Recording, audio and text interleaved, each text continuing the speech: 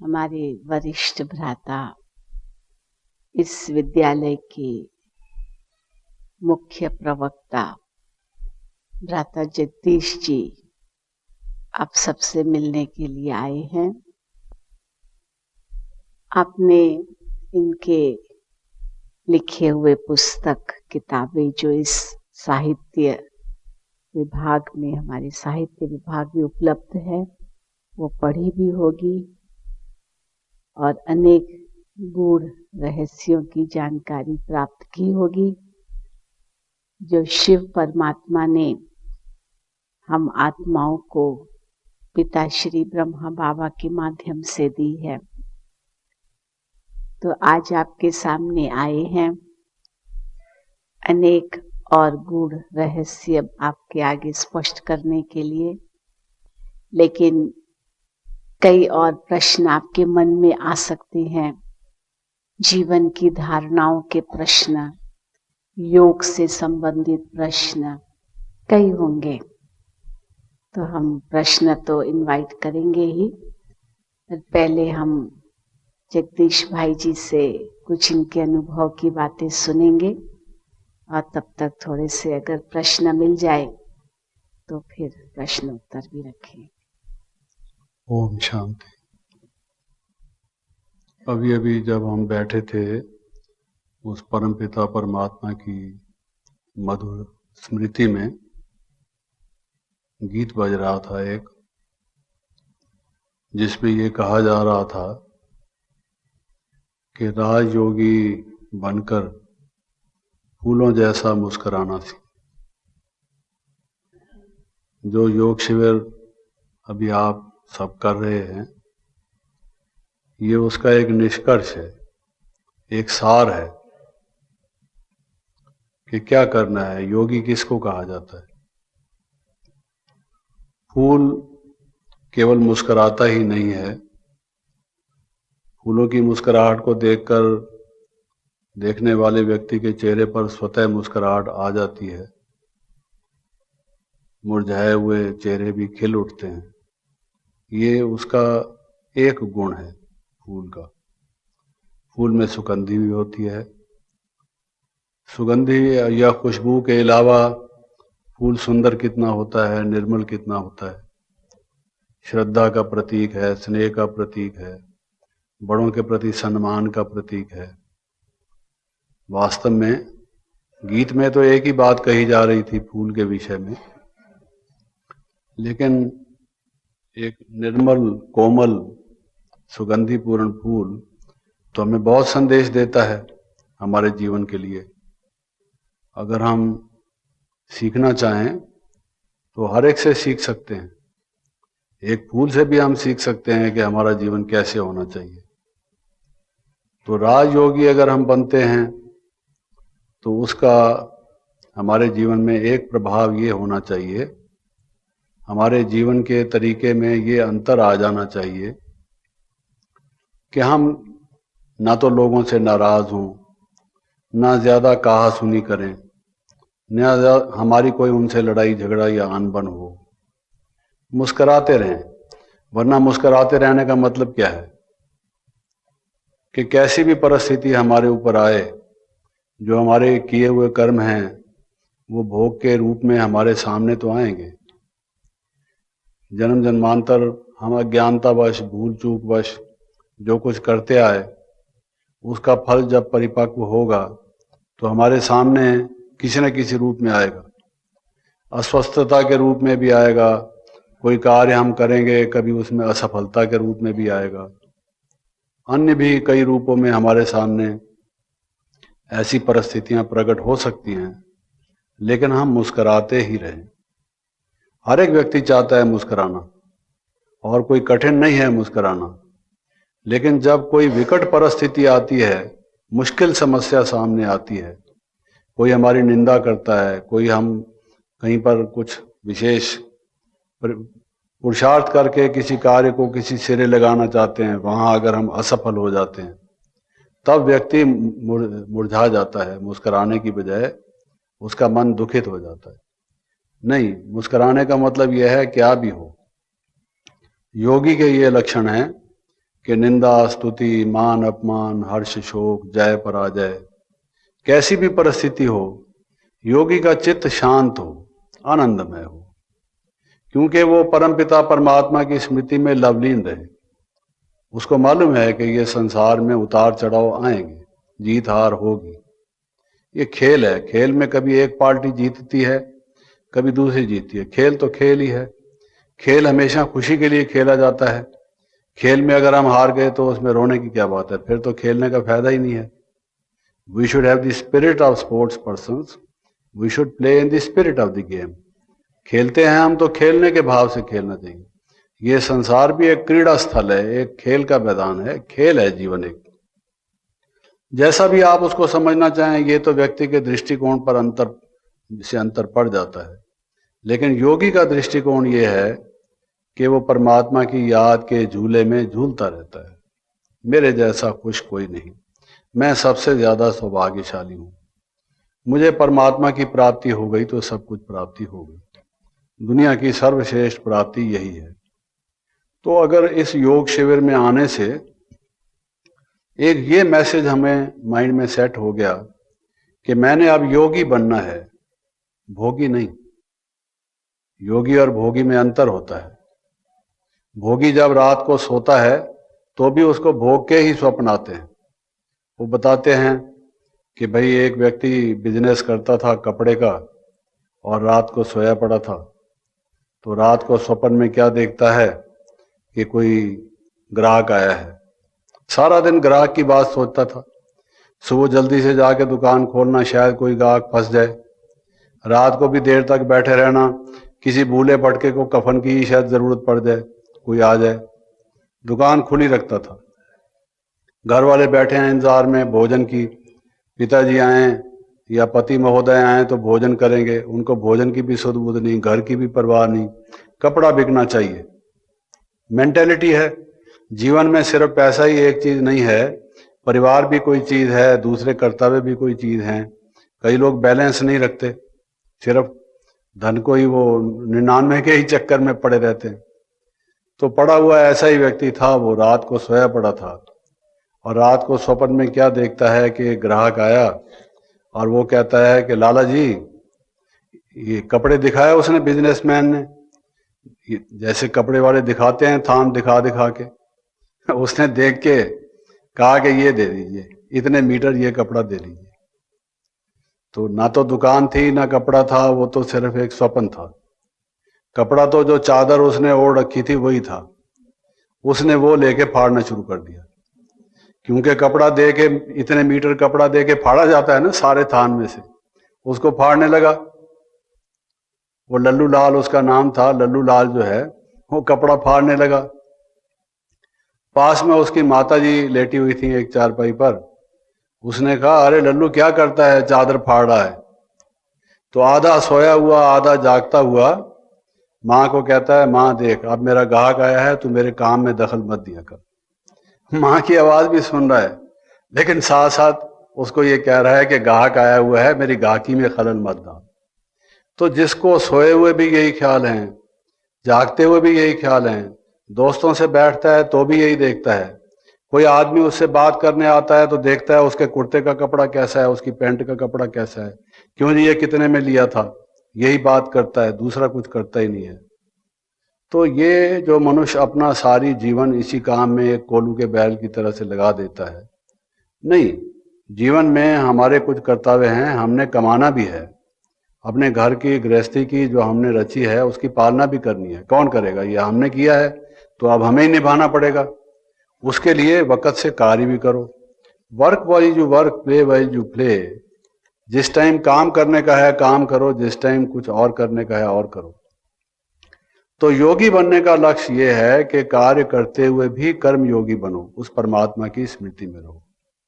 ये हो सकता है अभी कोई व्यक्ति यहां बैठा है, अगर उसको अपने लौकिक घर की याद आए, अपने बेडरूम की, किचन की या कहीं की भी, तो उसके लिए कोई टिकट लेके कोई किसी ट्रेन विशेष से वहां थोड़ी पहुंचना पड़ता है। मन का संकल्प तो 1 सेकंड के भी कुछ हिस्से में वहां पहुंच जाता है, उसका चित्र उसके मन में आ जाता है, कोई डिफिकल्ट नहीं है। तो हम योग को भी सहज कहते हैं, ये सहज योग है, इसमें कोई हट की आवश्यकता नहीं, कोई अपने ऊपर कोई दबाव डालने की जरूरत नहीं है, मन को कोई मारने की जरूरत नहीं है, संवारने की जरूरत है। अगर हम केवल मन में उस परमात्मा का स्वरूप और उससे हमें प्यार है, परमात्मा से, वो हमारा माता है, पिता है, सखा है, स्वामी है, हमारे आत्मा के सब संबंध उसी से हैं। बाकी शरीर के संबंध है, शरीर के माता पिता भी हैं। ऐसा नहीं कि शरीर के माता पिता को छोड़ दो या उनका अदब ना करो, उनका कार्य उनसे करो, लेकिन जो उनके भी माता पिता हैं, सारे ही जगत के माता पिता एक परमात्मा हैं, उनके प्रति हमारा क्या कर्तव्य होता है, उनसे हमारा क्या नाता है, वो भी हमें समझने की जरूरत है। तो योगी बनना है हमको। मन की योग किसको कहते हैं? लगन में मगन होना। सिंपल सी बात है, लगन में मगन होना। उस परमात्मा से हमारी लगन लग जाए और उसमें हम मगन होना जान लें, सीख लें, समझ लें, वो कला हमको आ जाए, इसी का नाम योग है। तो फिर हमारे लिए मुस्कुराना सहज हो जाएगा हर एक परिस्थिति में, क्या भी कठिनाई हमारे जीवन में आए। ये कोई कम अचीवमेंट थोड़ी है कि जीवन में हमारी कितनी भी परिस्थितियां आए और उसमें हम हमेशा खुश रहें, मौज में रहें। It's a great achievement. कितने लोग हैं जिनको टेंशन है लाइफ में, और टेंशन के कारण से कई रोग हैं, हृदय रोग हैं, ब्लड प्रेशर के रोग हैं, आर्थराइटिस पेन है, कितने प्रकार के कठिनाइयां हैं। घर बेचारे बजाय इसके कि स्वर्ग बने नरक बने पड़े हैं, आपस में कितनी कहासुनी होती है। तो ये सब बदल सकता है अगर हमारा ये दृष्टिकोण बदल जाए कि ये एक विश्व परिवार है, हम तो उस परिवार के सदस्य हैं, हमने सबसे प्यार करना है। हम अपने कटु वचन क्यों बोलें, हम किसी को दुख क्यों दें? क्योंकि अगर हम दुख देंगे तो जरूर दुख पाएंगे, ये समझ लो। कर्मों का हिसाब किताब है, जैसे बोएंगे वैसे काटेंगे। गेहूं बोओगे तो उससे चना पैदा नहीं होगा, उससे गेहूं पैदा होगा। और कोई भी चीज जैसी आप कर्म करेंगे, खेती है ये संसार, कर्म की क्षेत्र है ये, तो वो करनी भरनी का जो हिसाब किताब है वो हमारे सामने आएगा। सिंपल बात है। इसमें कोई हमें गेरुए कपड़े पहनकर और कोई जंगल में जाने की बात नहीं है, जैसे आपको बताया भी गया होगा। एक मनोपरिवर्तन की आवश्यकता है। तो इस योग शिविर में आने के बाद अगर आपका ये दृढ़ संकल्प हो गया, आपने ये प्रण कर लिया, हे प्रभु, हे परमपिता परमात्मा, मैं आपका एक बच्चा हूं, जो अज्ञानता में, भूल चूक में पहले मुझसे जो कभी हो गया सो हो गया, लेकिन आज से मैं आपके साथ ये अपने मन से सोच समझकर, हृदय से, सच्चे मन से ये प्रण करता हूं, प्रतिज्ञा करता हूं, व्रत लेता हूं कि मैं किसी को दुख नहीं दूंगा, कष्ट नहीं दूंगा, सेवा करूंगा, नम्रता से बोलूंगा, मीठा बोलूंगा, पाप कर्म नहीं करूंगा। ये तो समझ की बात है, इसी को ही समझ कहा जाता है। खाओ पियो रहो आराम से, कोई मना नहीं, दुनिया हमारे लिए है, फाका मस्ती करने की जरूरत नहीं है, सब चीज का जैसे सेवन होना चाहिए। ऐसा नहीं कि भाई कर्मेंद्रियों के गुलाम हो जाए हम, वो भी हमको नहीं करना है, लेकिन ठीक तरह से हम रहें। परमात्मा हमारा पिता है, ये संसार हमारा है, हमारे ही लिए प्रयोग के लिए बना हुआ है, लेकिन उसका प्रयोग भी अगर हम गलत तरीके से करेंगे, दुरुपयोग करेंगे, तो उसकी भी हानि होगी। खाना है, खाना हमारे लिए है, ना कि हम खाने के लिए हैं। अधिक खाएंगे तो हमें अपाचन होगा, हमें ही पेट का दर्द होगा, हमें तकलीफ होगी। तो सब चीज को बैलेंस करके योगी का भाव यही है कि जो जितेंद्रिय हो, जिसकी इंद्रियां अपने वश में हो, जो करना चाहे ठीक सोच समझ के करे। और सबसे बड़ी बात जो है मनुष्य की सद्बुद्धि, कि बुद्धि ठीक हो। जिसकी बुद्धि भ्रष्ट हो गई, उल्टे काम करना शुरू कर देगा, और उल्टे काम शुरू करके अपने को विनाश की तरफ ले जाएगा। ये उसकी एक लक्षण है उस व्यक्ति का जिसकी बुद्धि भ्रष्ट हो। और सबसे बड़ा लाभ यही होता है योग का कि जब हम अपनी बुद्धि उस परमात्मा में लगाते हैं तो परमात्मा हमारी बुद्धि को परिवर्तित करता है, हमें सद्बुद्धि देता है, अच्छे विचार देता है। और अच्छे विचार से सर्वोत्तम चीज और क्या हो सकती है? ये जो कुछ भी संसार में हमने बना रखा है, विचारों से ही तो बना रखा है। तो संक्षेप में मैं ये कहूंगा कि ये मैसेज हमें अगर ठीक तरह से हमने समझ लिया, आवर विजिट इज सक्सेसफुल, तो हमारा यहाँ आना जो है ये सकारात्मक हो गया, सफल हो गया। आगे तो इसको हमने आगे बढ़ाना है। बाकी कुछ प्रश्न आए हैं बहन जी के पास, वो जो कहेंगे उसका उत्तर जहां तक हो सकता है मैं देने की कोशिश करूंगा। कुछ प्रश्न आए हैं।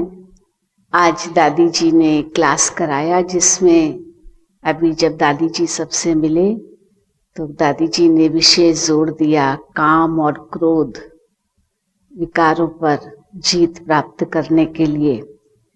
तो कुछ एक ने पूछा है कैसे प्राप्त करें इन पर जीत। किसी ने पूछा है कि आजकल तो ये कहा जाता है कि ये सब नेचुरल है, तो जबकि नेचुरल है तो जीत प्राप्त करने की क्या कौन सी बात है। यहाँ तक कि क्रिश्चियनिटी में भी नन्स और फादर्स को सेलिबसी की न रखने की छूट धीरे धीरे दी जा रही है। तो आप इस संस्था में इस पर जोर क्यों देते हो, ये प्रश्न क्या है। नेचुरल शब्द या नेचर, इसके दो अर्थ हैं। एक है हमारी रियल नेचर, एक है हमारी एक्वायर्ड नेचर। जिस तरह के संग में हम रहते हैं, जिस माहौल में रहते हैं, जो कर्म हम जिस टाइप के बार बार करते हैं, जो हमारी आदत बन जाती है, उस आदत को भी लोग ये कहते हैं कि इसकी नेचर है। हर एक व्यक्ति की, कई व्यक्ति स्वभाव से जिद्दी होते हैं, तो जिद हर एक का स्वभाव तो नहीं है। जिद होना कोई नेचुरल तो नहीं है, रियल नेचर तो नहीं है। रियल नेचर तो फ्लेक्सिबल है। आदमी जो रीजनेबल बात समझे उसको करे, जो गलत बात समझे उसके ऊपर आग्रह करने की क्या जरूरत है। लेकिन कुछ लोग किन्हीं परिस्थितियों में, किसी कुसंग में, कई कारणों से जिद्दी बन जाते हैं। बचपन से मान लो किसी बात पर हट कर बैठे, माँ बाप मानते चले गए, उसके लाड कोड को, लाड प्यार के बात रखने के लिए उसकी जायज नाजायज हर बात में चलते गए। डॉक्टर कहता है इसको आइसक्रीम मत खिलाना, इसका गला खराब है। उसने कहा मैं तो आइसक्रीम खाऊंगा, उसको मना किया 2-4 दफा, नहीं मानता, जिद करता है, चीजें उठा के फेंकता है, तंग करता है। क्या करें? अच्छा भाई इसको खिला दो। जिस चीज की जिद करता है आखिर हम सरेंडर करके उसको करते जाएं, उसकी बात मानते चले जाएं, वो जिद्दी हो जाता है। वो समझता है कि अगर मैं अपने बात पर अड़ा रहूंगा आखिर ये लोग हथियार डाल के मेरी बात मानेंगे। तो उसको जो पहले से सक्सेस मिलती चली आई, अभ्यास होता आया, वो जिद्दी बन जाता है। अब कोई आदमी कोई कहता है कि जरा ये गलत काम कर रहा है, आपकी बात मानेगा, आप इसको जरा समझा दो, तो आप कहते हैं नहीं भाई ये हमारी भी नहीं मानेगा। क्यों नहीं मानेगा? आप तो बड़े हैं इससे। तो वो कहता है ये जिद्दी है, इसकी ये नेचर से ही जिद्दी है। तो ऐसा नहीं कि नेचर हर एक इंसान की जिद की होती है, लेकिन इस व्यक्ति की जो आदत है वो जिद की हो गई है कई कारणों से। तो जिसको आप नेचुरल कहते हैं, ये नहीं है जरूरी कि वो हमारी रियल नेचर हो, वो हमारी परवर्टेड हैबिट हो, हमारी अपने असली स्वभाव में बिगाड़ आ गया हो, ऐसा भी होता है। तो ये क्रोध कोई नेचुरल नहीं है। लेकिन क्या है, अब छोटा बच्चा है घर में, अब वो देखता है कि हमारे माता जी ने खाना थोड़ा देर से बनाया और पिताजी ने क्या कहा उसको कि भाई तो रोज खाना लेट बनाती है, मैं ऑफिस में लेट पहुंचता हूं, मैं नहीं खाता खाना, जा रहा हूं मैं। क्या मजाक बना रखा है, हम सारा दिन काम करते हैं और यहाँ खाना भी ठीक टाइम पर नहीं बनता, इत्यादि इत्यादि। गुस्सा करके वो हावी होने की कोशिश करता है। तो बच्चा देखता है ये क्रोध कर रहे हैं, और दूसरे दिन जो माँ है वो जरा टाइम से बनाती है, तो वो समझता है ऐसे अगर बोला जाए किसी को तो दूसरा व्यक्ति बात मान जाता है, झुक जाता है। तो वो भी रोब करने लगता है, देती है कि नहीं देती खाना, छड़ी उठा के माँ को भी दिखाने लगता है।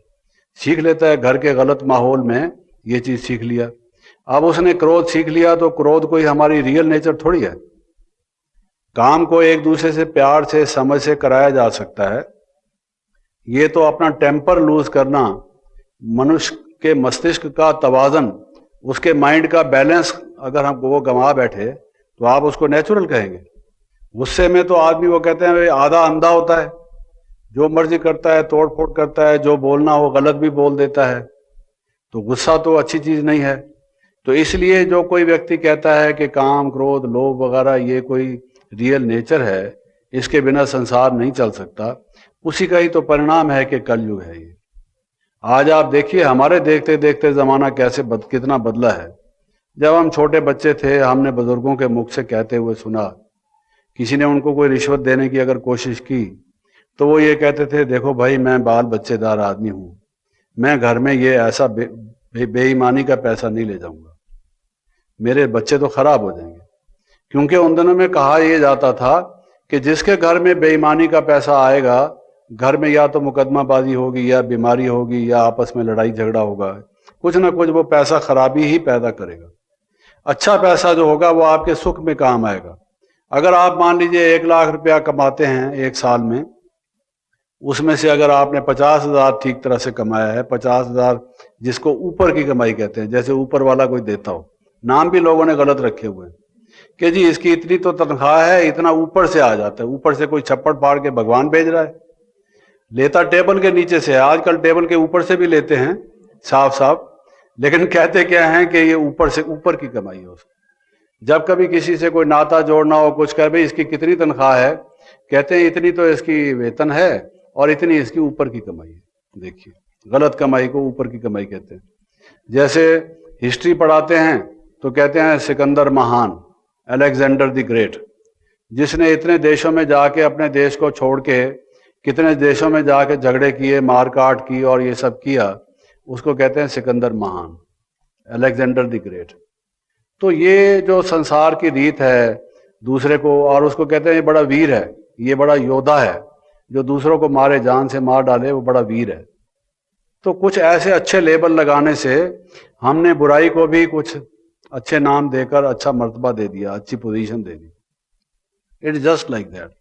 तो वो मैं बता रहा था कि उस टाइम बुजुर्ग ये कहते थे कि ना भाई हम ये गलत कमाई, हम ये खराब कमाई घर में नहीं ले आएंगे।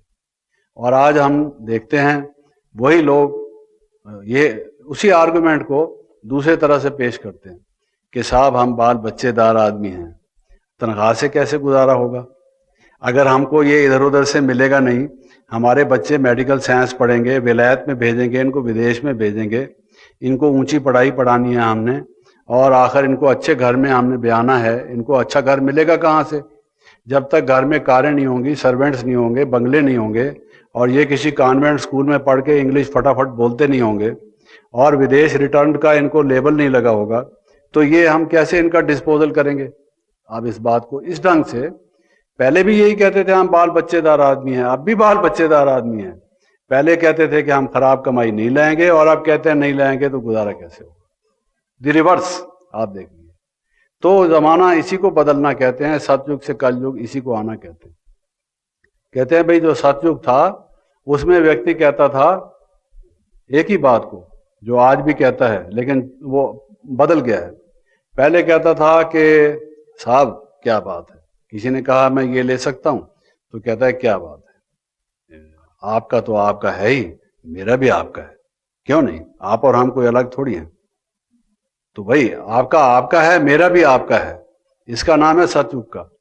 भाई उदार चित, जनरेसिटी, भेदभाव किस बात का, ये हम सब एक हैं, ले जाओ इसको, कोई बात नहीं। तो सतयुग त्रेता युग का ये लक्षण था। और द्वापर युग में कहते हैं उन्होंने कहा भाई देखो लेट अस डू जस्टिस, न्याय करो, तुम्हारी चीज तुम्हारी है, मैं हाथ नहीं लगाऊंगा, ये मैं ऐसा बेईमान नहीं हूं कि तुम्हारी चीज खाऊंगा, मैं बिल्कुल इंसाफ पसंद व्यक्ति हूं, आपकी चीज आपकी है, मेरी चीज मेरी है, मेरी को आप हाथ मत लगाओ, आपकी मैं नहीं हाथ लगाता। वो जो पहले था ना कि मेरी भी आपकी है, वो तो खत्म हो गया, लेकिन इतना कम से कम फिर भी रहा कि मेरी मेरी है, आपकी आपकी। और जब कलयुग आया तो कहता है मेरी तो मेरी है ही, आपकी भी मेरी है, ये फर्क पड़ गया। इसी का नाम लोभ है। लोभ और किसको कहते हैं कि आप खाओ, कोई मना नहीं है, दुनिया में इतना तो है कि भाई आप बड़े पेट भर खाओ, कोई दिक्कत नहीं है, इतना मिला है कुदरत की तरफ से हमें। लेकिन आप हर्षद मेहता की तरह से करोड़ों रुपए कमाना चाहते हो, दूसरों को लूट खसूट के, इतने करोड़ करोगे क्या, बताओ तो सही। कितने लोगों को लोग खून पसीना जो कमाते हैं बेचारे, गर्मी के मौसम में पत्थर कूटते हैं, उनको क्या मिलता है? घर में माँ बीमार है, उसकी दवाई के पैसे नहीं, किसी अच्छे डॉक्टर को अपने मरीज को दिखा नहीं सकते, एजुकेशन कभी उनको होती नहीं, कभी उन्होंने दुनिया का सुख देखा नहीं, सूखी रोटी के टुक्कर खाते हैं, फिर भी खुशी से प्रभु के गुण गा के सोते हैं। और एक तरफ वो लोग हैं जो दूसरों की लूट खसूट करते हैं। तो आप समझते हैं कि लोभ नेचुरल है? अगर हमारे साथ ऐसा कोई व्यवहार करे तो हम समझेंगे नेचुरल है? कितने बंधुआ मजदूर लोगों ने बॉन्डेड लेबर रखे हुए हैं, वो बेचारे कर्ज लेते हैं, घर में बीमार पड़ा है कोई कर्ज ले लेते हैं, वो सारी उम्र कर्ज चुका ही नहीं सकते और वो वहां से जा ही नहीं सकते, भाग नहीं सकते। आप उनको जितने डेली वेजेस दो उतने ही देते रहो। ये क्या है? ये इंसानियत इसी का नाम है। तो इंसान इंसानियत से गिर जाता है जब ये काम क्रोध लो। ये कितने केसेस हैं, supreme court, high court, district court, जितनी भी कोर्ट्स हैं, आप किसी केस का नाम देख लो, रेप, व्हाट इज रेप है जी, जितने भी नारियों के केसेस आते हैं कई नामों से, ईव टीजिंग वगैरह वगैरह, ये काम के कारण है, काम विकार हैं ये सब। और ये मर्डर करना, मारना, ये करना, ये क्रोध के हैं। और ये लूटना, डाका डालना, चोरी करना, मिलावट करना, रिश्वत लेना, ये लोभ के हैं। धार्मिक भाषा में उनको काम, क्रोध, लोभ, अहंकार कहा गया है। और वकीलों की भाषा में जो इंडियन पिनल कोड बना हुआ है, जो कोर्ट में केसेस होते हैं, उसके नाम उन्होंने रख रखा हुआ है। भाई ये मर्डर इसको कह दिया, ये मर्डर करता है। मर्डर बिना क्रोध के थोड़ी करेगा, क्रोध करेगा और घृणा करेगा, बदला की भावना आएगी। उसको धार्मिक व्यक्ति कह रहा है भी क्रोध मत करो और दुश्मनी मत निकालो, घृणा मत करो, प्यार से रहो, भाईचारे से रहो, जियो और जीने दो। इसको इंसानियत कहते हैं। और अगर कोई कहे काम, क्रोध, लोभ, मोह, अहंकार ये नेचुरल हैं, तो दुनिया की हालत क्या होगी? पहले ही डार्विन ने कह दिया कि इंसान के पूर्वज बंदर थे और इंसान ने बंदर बनना शुरू कर दिया। वो सर्वाइवल ऑफ द फिटेस्ट। लोगों ने एटम बम, हाइड्रोजन बम तक बना दिए। पहले लड़ाई होती थी, अलग मैदानों में जाकर लड़ाई होती थी, पब्लिक को कुछ नहीं करते थे। जो मिलिट्री में भर्ती होते थे, सिपाहियों से, फौजियों से लड़ते थे। और अब तो चाहे कहीं भी बम डाल दो, सारी खलकत चाहे लाखों की तादाद में भी मर जाए, तो उसकी कोई बात नहीं। तो ये हालत आके पहुंची है। तो अगर आप ये समझते हैं, कोई भी समझता है कि काम, क्रोध, लोभ, अहंकार नेचुरल हैं, गीता में जो कहा हुआ है कि कामाद क्रोधोपजायते क्रोधात् भवति सम्मोहः, कैसे काम से क्रोध पैदा होता है, क्रोध से मनुष्य की बुद्धि भ्रष्ट हो जाती है, मोहवश, अपने देह के अपने अटैचमेंट से। ये क्या हालत होती है? ये नरक के द्वार हैं, काम, क्रोध, लोभ, ये नरक के द्वार हैं। लेकिन अफसोस ये है कि उस नरक के द्वार में से मनुष्य जाता है, दूसरे दिन फिर सुबह उठाता है गीता खोली, फूल चढ़ाए, नहा धो के बैठे और भगवान ने कहा, हे अर्जुन, काम, क्रोध, लोभ वो नरक के द्वार हैं। चलो ठीक है, और पढ़ के उसको रख दिया और कहा कि गीता कितनी अच्छी है, पढ़ने से मन को शांति मिलती है। भगवान ने ठीक ही तो कहा है। फिर रात को काम विकार के द्वार में से गुजरे, सारा दिन क्रोध और लोभ के द्वार में से गुजरे, दूसरे दिन नहा धो के फिर खोली गीता और फिर पढ़ा। भगवान ने कहा, हे अर्जुन, काम, क्रोध, लोभ नरक के द्वार हैं। क्यों? क्योंकि भगवान ने अर्जुन को कहा, हमको थोड़ी कहा। भगवान ने तो अर्जुन को कहा, हमको कहां कहा। So what? फिर जाएंगे मंदिर में, विषय विकार मिटाओ पाप हरो देवा। भगवान ने ठेका ले रखा है पाप हरने का और हमने ठेका ले रखा है पाप करने का। बताइए, देखें दोनों में से कौन जीतता है? What is this? कर हम रहे हैं, हम छोड़ेंगे नहीं तो कैसे छूटेगा? आप ये सोचिए। इसलिए अब ये चीज सोचकर कि हमने ये छोड़ना है, परमात्मा हमें पुकार रहा है कि मेरे बच्चे, मुझे तो कहते हो तू पतित पावन है और मैं पावन बनाना चाहता हूं, और फिर खुद पतित बनते हो, और केवल बनते ही नहीं, जस्टिफाई करते हो, रैशनलाइज करते हो कि पतित होना तो लाजमी है, नेचुरल है। मेरे से भी आर्गुमेंट करते हो, इतने आर्गुमेंट करने वाले वकील बन गए हो। देखिए, धर्मराज से भी आर्गुमेंट करते हो कि ऐसा है। यही नरक बनता है इन विकारों से। इन विकारों को छोड़ने से स्वर्ग बनता है। जिन देवी देवताओं की पूजा करते हो, लक्ष्मी नारायण के मंदिर में जाते हो, अगर वो भी कामिक क्रोधी थे, हम भी कामिक क्रोधी हैं, तो क्यों पूजा करते हो उनकी? फर्क क्या है? फर्क जरूर ये है, उनको देवी देवता कहते हो, उनमें दिव्य गुण थे। दिव्य गुण किसको कहा जाता है? ब्रह्मचर्य एक दिव्य गुण है, और शीतलता, मन की निर्मलता किसी से नम्रता से बोलना, मिठास से बोलना, प्यार से बोलना, ये दिव्य गुण है। क्रोध करना ये तो आसुरी गुण है।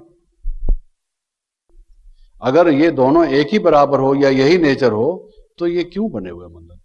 पूजा हम करते हैं, लेकिन पूजा करने जिनकी करते हैं उनके गुण हम धारण नहीं करते कि ये हमारे बड़े बुजुर्ग हैं।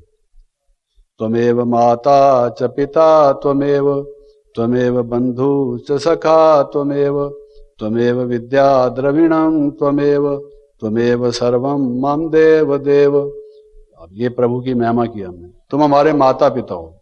अच्छा, हमारे माता पिता परमात्मा हैं। वो कैसे हैं?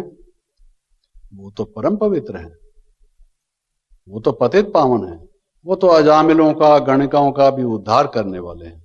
हे प्रभु, हमारा भी उद्धार करो। तो परमात्मा जो पिता हैं आपके, उनकी ये महिमा है। और आप पिदरम सुल्तान बूद, बाप मेरा सुल्तान था।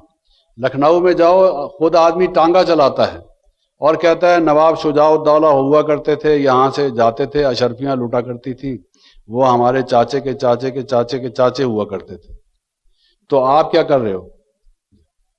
अगर किसी का बाप मजिस्ट्रेट है और लड़का उसके सामने पेश किया जाता है कि साहब इसने मर्डर किया है, कितनी शर्म की बात है। हमारे पिता परमात्मा इतना पवित्र है और हम लड़के, हम उसके बच्चे, पुत्र पुत्रियां, हमारे क्या लक्षण है? कहते हैं भाई सन शोज फादर। बच्चे का तो ऐसा होना चाहिए, कहते हैं ये फलां का बेटा है।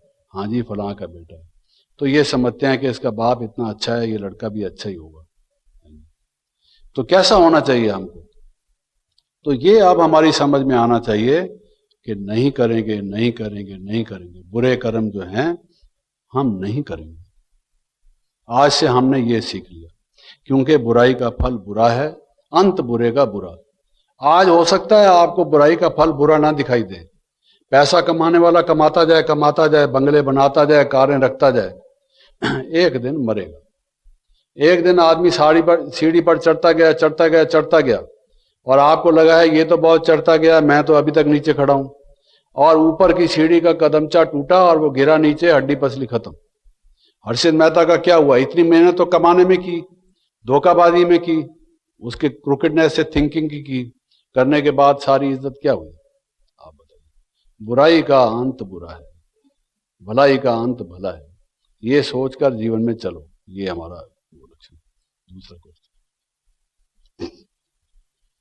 किसी ने इंग्लिश में प्रश्न किया है, we know that dynamism is life. No, dynamism, dynamic होना।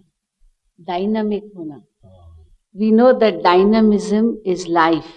Then what is the role of peace in it? Peace. Do we mean some stoppage of life processes for some time or something else? What is the clear meaning of peace in dynamism? ये piece यानी शांति और dynamism यानी क्रियाशीलता, किसी कार्य में तत्परता, पुरुषार्थ में प्रवीणता। ये कोई परस्पर विरोधी गुण नहीं है, बल्कि सहायक है। ऐसा नहीं है कि जो व्यक्ति शांत हो वो क्रियाशील नहीं होता, बल्कि वो क्रिएटिव वर्क करता है। वो ऐसा कार्य करता है जिससे भला हो संसार का। और जो पीसलेस होकर कार्य करता है, कार्य वो भी करता है, लेकिन उस कार्य से रिजल्ट क्या होता है? मान लीजिए किसी ने गुस्से में आकर अपने शांति को गंवाकर एटम बम बना डाला, उसका रिजल्ट क्या होगा? जो पीसफुल व्यक्ति होगा वो एटॉमिक एनर्जी को, उस पावर को अपने वश में करके उससे लाइट पैदा करेगा, उससे कारखाने चलाएगा, उस एनर्जी से, ऊर्जा से अच्छे काम करने की कोशिश करेगा। इसलिए उसको कहते हैं peaceful usages of the atomic energy. और जो दूसरा किस्म का कार्य करता है, डायनेमिज्म उसमें भी है, क्रियाशीलता उसमें भी है, काम वो भी करता है, लेकिन वो काम क्या करता है? दुनिया को ही तबाह करने का काम करता है। तो पीस और जो क्रिएटिविटी है, जो काम करने की रचनात्मक प्रवृत्ति है, बल्कि ये अगर पीस और ये रचनात्मक प्रवृत्ति इकट्ठे नहीं होंगे तो एक अच्छे विश्व का निर्माण नहीं होगा, बल्कि जो निर्माण होगा वो अंतोगत्वा विध्वंस करने वाला होगा। वो जो काम करेगा उसका नुकसान होगा, नतीजा उसका खराब होगा। आप कोई मिसाल दे दीजिए कि कोई चीज किसी ने बनाई लेकिन पीसलेसनेस होकर बनाई, पीसलेस होकर, तो उसका नतीजा कोई अच्छा निकला, ऐसा नहीं होता। अगर उसका कोई बाई प्रोडक्ट किसी ने अच्छे काम में यूज कर लिया तो वो पीसफुल व्यक्ति ने किया होगा। जो पीसलेस व्यक्ति था उसने तो एम ही ये रखा कि इससे नुकसान कैसे हो। अब वही स्टील है या वही लोहा है, लोहे से एक पीसलेस व्यक्ति तलवार बनाएगा और लोहे से एक पीसफुल व्यक्ति जो है एक बाल्टी बनाएगा या कोई ऐसी चीज बनाएगा जो अच्छे काम में इस्तेमाल की जा सके। चीज वही होती है, लेकिन उसके इस्तेमाल करने के तरीके मनुष्य के मनसा पर डिपेंड करते हैं, आधारित होते हैं कि ये व्यक्ति शांत है तो उसकी जो रचना होगी वो भी शांति पहुंचाने वाली होगी, अगर वो अशांत है तो उसकी रचना भी अशांत करने वाली। लेकिन क्रिएटिविटी और activity is life, peace is also life. कोई जो डेड चीज है वो तो पीसलेस या पीस अनुभव ही नहीं कर सकती। अनुभव होता ही चेतन को है, जो लाइफ वाला व्यक्ति हो, तो उसके बिना नहीं हो सकता, और लाइफ के बिना तो आदमी क्रिएटिविटी कर ही नहीं सकता। तो ये बल्कि पीसलेसनेस जो है वो हमारी क्रिएटिविटी और लाइफ को इफेक्ट करती है। उदाहरण के तौर से क्रोध है, सबसे पहले तो क्रोध का इफेक्ट मनुष्य पर देख लीजिए, उसके नर्वस सिस्टम पर क्या पड़ता है। योग में कोई व्यक्ति बैठा है, डॉक्टर के पास ईईजी और ईसीजी है, वो किसी के हृदय की गति को देख ले, उसके मस्तिष्क से जो वेव्स निकल रहे हैं, ब्रेन वेव्स जिसको कहते हैं, उसको माप ले, उसके जो टोन है मसल का उसको माप ले, उसके जो और पैरामीटर से अगर उसके शरीर का परीक्षण कर ले, तो जो व्यक्ति शांत होकर कर्म कर रहा है, सबसे पहला यह है कि उसका स्वास्थ्य बना रहेगा, उसका शरीर ठीक रहेगा और उसका मस्तिष्क जो है वो संतुलित होकर कार्य करेगा। और जो पीसलेस होकर कार्य कर रहा है तो उसको ही देख लीजिए कि उसका अपना ब्लड प्रेशर अप होगा, हार्ट बीट ज्यादा होगी, उसका बाकी भी जो सारा शरीर है वो झकझोरा जा रहा होगा। तो पीसलेस वाला भी एक्टिविटी तो कर सकता है, हाइपर एक्टिविटी भी कर सकता है, सारी एनर्जी को एक बहा सकता है, किसी काम के लिए लगा सकता है, लेकिन उसका रिजल्ट उसके अपने लिए और संसार के लिए खराब हो। लास्ट क्वेश्चन, एक दो क्वेश्चन। समय काफी दौड़ता जा रहा है, कई भाई बहनों वैसे तो काफी आपके प्रश्न हैं जिनका समाधान कल के विषयों में आ जाएगा, जैसे कि संस्था का खर्चा कैसे चलता है आदि आदि। कल सेवा का विषय है, उसमें होगा, और भी कई प्रश्न हैं, लेकिन अभी हम एक ही प्रश्न लेंगे। विशेष करके जैसे आज दादी जी ने सबको मांस, मदिरा, अंडा आदि त्यागने के लिए प्रेरणा दी, उन आप सबसे प्रतिज्ञा भी करवाई। तो किसी का प्रश्न है कि ठीक है, मैं तो नॉनवेज नहीं खाऊंगा, लेकिन अगर मेरे घर के मेंबर्स नॉनवेज हैं तो क्या मैं नॉनवेज चीज को हाथ भी नहीं लगा सकता हूँ क्या? और दूसरा किसका है कि शरीर का एक प्रश्न है कि दादी जी ने ये सब छोड़ने की बातें कही, लेकिन मेरा मानना है कि जिस तरह अंडा या मांस जानवर के शरीर का एक हिस्सा है, निस्संदेह जानवर के शरीर से निकलने वाला दूध भी उसी शरीर का एक हिस्सा है, और वो जानवर के बच्चे के लिए है, न कि हमारे शरीर के लिए। तो कृपया इस पर प्रकाश डालें। जानवर के जो दूध की बात कही गई है, कुछ हद तक ठीक है और कुछ हद तक विचारणीय है, चर्चनीय है, और उसका उत्तर है क्या है कि जानवर का जो दूध है, गाय का दूध है, भैंस का दूध है, वो उसके बच्चों के लिए होता है, इसमें कोई शक की बात नहीं। लेकिन उस समय को ख्याल में रखिए जब लोग पशुओं की इतनी सेवा करके उनको भरपूर खिलाते थे। जो एक पालतू जानवर को जिस ढंग से वो पालते थे, गाय को माँ कहकर कि हमारी माता है, माता का दूध जैसे लिया जाता है, इस प्रकार से, ये नहीं कि उसका हक छीन कर बच्चे को अपना पूरा हिस्सा देकर, और गाय इतना दूध दे कि बच्चे की जरूरत से भी ज्यादा दे, और गाय को कमजोरी ना आए, उसको गाय की कई किस्म की चीजें खिलाते थे और उससे इतना प्यार और सम्मान करते थे। ये तो भारत के लिए मशहूर है, विदेश वाले लोग हंसते हैं कि भारत के लोग देखो जी गाय को माँ कहते हैं, गौ माता। अब गौ माता क्यों कहते हैं? जैसे छोटे बच्चे को माँ दूध देती है और उसकी पालना करती है, बचपन से उसके शरीर में वो गया होता है, उसी से जीवन भर उसकी जो हड्डियां बनी, जो उसका मांस बना, जो उसका शरीर बढ़ा, तो उसकी शक्ति उसमें आई। माँ का ऋण कभी भूल नहीं सकता वो, जिसने माँ का दूध पिया है। और क्या कहते हैं लोग, तो अरे तू माँ के दूध को भी धिक्कारता है, तू माँ से ऐसे बोलता है, शर्म नहीं आती तुझे? कोई माँ का एहसान कितना होता है मनुष्य के ऊपर, इसके ऊपर कई कहावतें हैं और स्टोरीज बनी हुई हैं। निस्संदेह वो कहते हैं जननी जन्म भूमिश्च स्वर्गात् अपि गरीयसी, कि जो माँ है और जन्म भूमि है वो स्वर्ग से भी बढ़कर है। तो माँ का ऋण कोई कम नहीं होता। आदमी कितना भी बड़ा हो जाए, बादशाह बन जाए और कुछ क्या भी बन जाए, माँ फिर भी माँ है। वो कहते हैं जब अकबर घर में आता था तो उसको माँ कहती थी, अकबरू तू आ गया? और वो कहती, माँ तू मुझे आने से पहले बादशाह सलामत, जहां परवर, अन्नदाता इत्यादि इत्यादि बादशाह अकबर आते हैं, मेरा अनाउंस करते हैं, और मैं घर में आता हूँ, तुम मेरे को कम से कम अकबर नाम तो पूरा कह दिया कर। और तू कहती है कि अकबर आ गया, मैं कोई छोटा बच्चा थोड़ी हूँ। माँ कम से कम ये तो मेरा कुछ तो ख्याल कर, मैं भी आखिर बड़ा हूँ।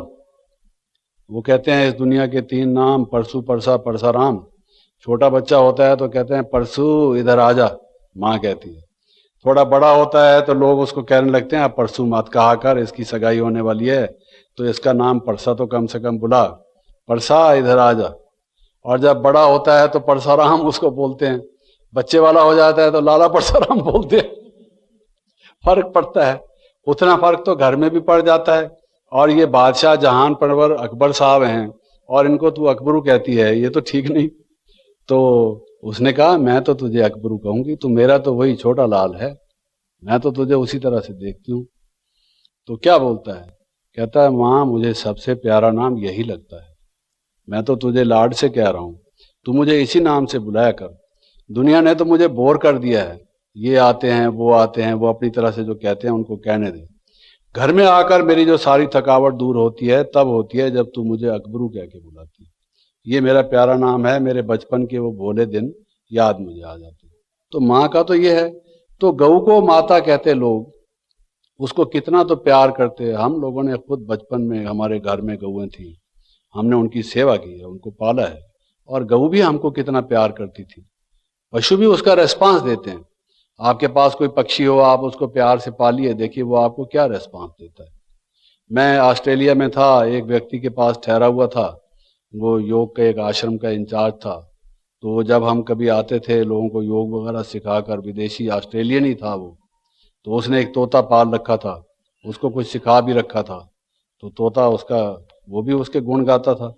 जब हम वहां लौटते, दरवाजा खुला और वो कहेगा, David you have come, David तुम आ गए, उसको बोलता है अंग्रेजी भाषा में, डेविड यू हैव कम। हाँ जी। और 2-4 उसने सेंटेंसेस ऐसे याद कर रखे थे, बड़े प्यार से, ऐसे ऐसे ऐसे, वो अंगुली करेगा, उसको ठुंगा मारेगा, प्यार करता है। आप किसी को भी देख लीजिए, अगर आप प्यार करेंगे तो आप प्यार का रेस्पॉन्स करते हैं। पशु भी ऐसे करते हैं। अभी तक 2 कास्ट हैं, सब कास्ट हैं, एक सपरे और एक नागपाल। ये पंजाब की 2 सब कास्ट हैं, सपरा और नागपाल। हमारे भी क्लास फेलोज कुछ सपरा और नागपाल हुआ करते थे, और वो सांप और नाग की पूजा किया करते थे। अरे हम कहते भाई तुम दूध पिलाते हो सांप को, वो कहते हैं दुग्धपानम भुजंगानाम विषवर्धनम, कि सांप को तुम दूध पिलाते हो, उसकी जहर बढ़ाते हो, और तुम क्या काम करते हो, उससे मजाक किया करते। तो वो ये कहते हैं कि जो सपरे और नागपाल होते हैं उसको सांप काटता नहीं कभी। आज तक हमारे खानदान में ये रिवायत है, कभी किसी ने सांप ने किसी को काटा नहीं। हम कहते थे तो सांप को कहाँ से पता लगा तुम्हारी सब कास्ट क्या है, तुम नागपाल हो या, हमें नहीं पता था जब तक तुमने बताया नहीं। तो सांप बेचारा बिल में छिपा हुआ वो निकला, वो ये सोचेगा कि ये नागपाल का घर है, इनके बच्चों को हमने नहीं काटना, ये क्या बात करते हो तुम। कहता था ठीक है, कभी सांप आए तो बेशक मेरे को ले चलो, मजाल है काटे, हमें डर ही नहीं। तो क्या है कि उनके मन में एक फेथ है, भाई हमें सांप काटेगा नहीं, और सांप को भी वो फेथ पहुंचता है। देखिए मन को मन से राह होती है, दिल को दिल से राह होती है। तो गऊओं की इतनी सेवा लोग करते थे, और वो जैसे उसके बछड़ी बछड़ा होते थे गाय के, घर के मेंबर भी उसके बच्चे होते थे, जैसे उनका हक है उनका भी हक है, ऐसे वो समझते थे, और वो उनकी सेवा करते थे। It was a mutual kind of agreement, not written by a lawyer. किसी वकील का लिखा हुआ एग्रीमेंट नहीं था, ये गाय और घर के आदमियों में खुद ब खुद था। अब देखिए, घर में बिल्ली भी रहती है, कुत्ता भी रहता है। वैसे बिल्ली और कुत्ते कितने दुश्मन है एक दूसरे के। देख लेगा बिल्ली को, कुत्ता भागेगा उसके पीछे बड़े जोर से। और जब घर में रहते हैं, एक ही कटोरी में दूध पीते देखा है। शेर का भी कभी कभी फोटो अखबार में आ जाता है, किसी ने पाला हुआ उसके बच्चे को, तो कैसे एक तरफ वो पक्षी पशु सब घर में बैठे हैं। हमारे यहाँ तो दिखाते हैं कि शंकर जी, पार्वती और ये सारा दैवी परिवार बैठा है। किसी का मोर है, तो किसी का गरुड़ है, तो किसी का सांप है। जो परस्पर विरोधी जानवर हैं वो सारे फैमिली में इकट्ठे ही बैठे हुए, वो भी अपने आराम से बैठे हुए। ये इस तरह से होता है। तो वो उनका हक जरूर है। आज जो इंसान है, गाय को खाना तो देता नहीं पूरा है जी, उसको लूटता खसूटता है, कोई इंजेक्शन लगा के कुछ करके। तो कोई उनसे कहते थे, महात्मा जी आप तो गरीबों की सेवा करना चाहते हो, बकरी को तो बहुत मेवा खिलाते हो। वो कहते हैं बकरी भी तो हमको दूध पिलाती है, तुम दूध पिलाओ तो तुमको भी खिलाएंगे। ये तो भाई एक इस हाथ दे उस हाथ ले, सौदा नकद बनकद, ये तो वो हिसाब है। तो क्या है कि हमारा हक बनता भी है, हमारा हक नहीं भी बनता है। ये डिपेंड करता है हमारे व्यवहार के ऊपर। इसको आपको समझना चाहिए। और दूसरी, जहां तक मांस की बात है, जान से ही मार डालना किसी को, अरे भाई, किसी का जिंदा रहने का हक है या नहीं? इंसान के बच्चे को कोई मारता है तो आप क्या सोचते हो? और हैवान के बच्चे को, जबकि दुनिया में हजारों लाखों पदार्थ हैं खाने को। हलवाई की दुकान पर कितने प्रकार के वो बने हुए हैं, सब्जियां कितने प्रकार की मिलती हैं, फल कितने प्रकार के मिलते हैं, मेवे कितने प्रकार के मिलते हैं। उनको बना बना के एक ही बेसन की कितनी चीजें बनती हैं खाने को, कोई कमी है? उनको ना खाकर किसी के गले पर छुरी मार के उसको खून बहा के उसका खाते हो। पेट है कि कब्रिस्तान है? मुर्दे डालते हो उसमें। ये पेट समझा हुआ है या आपने कब्र समझी हुई है? क्या है? कितने दफना रखे हैं अब तक, कितने खा रखे हैं? वो बोलते हैं सब कुकड़ू करते हैं, अंदर एक ना एक नतीजा दिन निकलता है आदमी का। तो ये गलत काम करता है मनुष्य। जिसको आज ये काम आ जाता है पशु को मार के खाने का, कल वो इंसान को भी मार डालता है। और जिसकी बुद्धि ऐसी है कि किसी को दुख नहीं देना, वो किसी को कैसे खाएगा? कल तक, अभी देखिए ईद आती है भाई, बकर ईद है ये, अब आज तक वो बकरी घर में पाली जाती है, घर का मेंबर बन गया वो।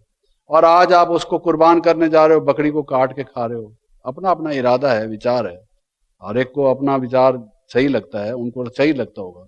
हम उस ख्याल से किसी से नफरत से किसी से कुछ नहीं कहते, लेकिन हम एक अपना विचार जरूर बताते हैं कि हर एक को जीने का अधिकार, जियो और जीने दो। और जो मेडिकल पॉइंट ऑफ व्यू से ये शरीर को हानिकारक हैं, ये अंडा हो या मीट हो, इसका तो लंबी डिटेल है। आप कभी चाहें, हमारे शरीर की बनावट ही ऐसी है कि हम मीट खा ही नहीं सकते। देखिए, जो हमारी इंटेस्टाइन्स हैं, जो वेजिटेरियन जो जानवर हैं, जो अनाज खाने वाले या सब्जी खाने वाले जानवर हैं, जैसे गाय है, बकरी है, इंसान की अंतड़ियां उसी तरह की हैं, लॉन्ग इंटेस्टाइन्स हैं, वो लंबी हैं। जो शेर है, कुत्ता है, जो इस प्रकार के मांस खाने वाले जानवर हैं, उनकी इंटेस्टाइन्स छोटी हैं, उसमें वो सड़ता नहीं है। हमारे यहाँ जो अगर मीट खा लेता है इंसान, वो प्यूट्रीफाई होता है, वो ठीक नहीं रहता है शरीर के लिए, उसकी बात है। हमारे जबान देख लीजिए, जो जानवर मांस खाने वाले हैं, कुत्ता है या शेर है, जो कोई भी है, वो पानी को पीते नहीं हैं, सक करते हैं, लिक करते हैं। उनके सामने, कुत्ते के सामने पानी रखो, जबान बाहर निकाल के उसको लेता है। और जो दूसरे हैं, गाय है या वो हैं, वो आप देखेंगे पीते हैं। वो उनके बनावटी शरीर के अलग है। हमारे दांत अलग तरह के हैं, उनके दांत अलग तरह के। हमारे दांत कुछ ऐसे हैं जिनको कैनन टीथ कहते हैं, सारे नहीं, जो काटने वाले हैं, जिससे हम चना काटते हैं, मूंगफली खाते हैं और ये काजू खाते हैं। जब किसी चीज को आप कुतर कुतर करते हैं, तो वो दांत हमारे पास थोड़े हैं मेवा खाने के लिए। मैंने बताया आपको, खाओ बेशक, कोई मना नहीं। उनके जो सारे दांत हैं वो ज्यादा हैं ही कैनन टीथ, क्योंकि उन्होंने मीट को कुतर कुतर करना है। उनकी बनावट अलग है, हमारी बनावट अलग है। क्या हम मांसखोरा इंसान हैं, यानी जानवर हैं? तो ये एक अलग डिटेल है, एक अलग सब्जेक्ट है, उसको मैं डिटेल में नहीं ले रहा। वो डॉक्टर्स ने पहले कई लगाते थे हिसाब कि जी इकोनॉमिक पॉइंट ऑफ व्यू से इतने पशु बढ़ जाएंगे और इतना अनाज खा जाएंगे, ये है वगैरह। सब लोगों ने हिसाब लगाया है कि अगर वो जानवरों को जितना अनाज खिलाया जाता है और अगर वही इंसानों को खिलाया जाए, इसकी जरूरत भी नहीं है। वट एवर इट इज, वो तो लंबी डिटेल हम अभी नहीं ले रहे। कहने का भाव ये है, आप तो योगी हो, सोचो ही नहीं, never think of bad thing, it was a dream, let past be past. उसको भूल के अब हमें क्या खाना है, ये हमारा मुख है। मुख से हम हंस हैं, हमको क्या खाना है, मुख में क्या डालना है, क्या नहीं डालना है, पेट में क्या डालना है, हाथ किसकी चीज को लगाना है, ये आप सोचिए। It is up to you. हम तो आपको एक अच्छा विचार आपके सामने रखते हैं, आप मर्जी के मालिक हैं, अपना सोच खुद कर सकते हैं। आप क्या पसंद करते हैं, ये कोई बंधन तो है नहीं। अच्छी चीज बताते हैं हम आपको, जिसको स्वीकार हो उसको करो, जिसको ना स्वीकार हो, it is up to you. ओम शांति।